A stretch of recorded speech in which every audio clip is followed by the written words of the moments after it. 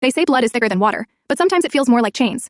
My name is Eric, and for as long as I can remember, my mother has tried to run my life like it was one of her projects. She decides who visits, who talks, who marries, who gets what. So when my grandfather passed away and left her his old house by the coast, I knew trouble was coming. I was right. A week later, she called me during work, 3 missed calls, a voicemail that started with, "You better call me back now." I called her that evening, and she said in that familiar commanding tone, "Saturday, my house, no kids. We're having a family meeting." When my wife Vera and I arrived, everyone was there, my 3 sisters, their husbands, the smell of overbrewed tea, and my father sitting silently, pretending not to exist. My mother smiled like a queen about to announce her decree. "As you know," she said, "your grandfather's gone, and the property is now mine. I've decided to give the house to you, Eric." I didn't even get a chance to respond before she continued. "But you'll need to move there, sell your apartment, fix it up, and make it ready for the family. Your sisters can come in the summer to rest. Imagine being gifted a house only to be told how to live, where to move, and who to host, all in one breath." I said, "Mom, I have a job. My kids are in school. The place is 1,000 miles away." She glared at me and snapped, "You're the only son. You'll manage. You're a man. Act like one." My sisters nodded along, relieved the target wasn't them. My wife tried to lighten the mood. Maybe it's not such a bad idea, a home by the ocean, but she knew. We both did.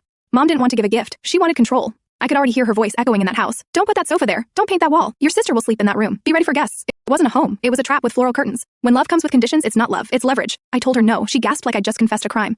"You refuse your inheritance," she shouted. "Then don't you dare show your face at that house." "Gladly," I said, and we left. Weeks later, my sister Linda took the deal. She and her husband moved in, spent their savings on repairs, took a loan, and turned the dusty place into a beachside villa for everyone but themselves. Mom sent a parade of relatives, church friends, and important guests every weekend. They cooked, cleaned, hosted, and paid. By the end of the summer, they were broke and exhausted.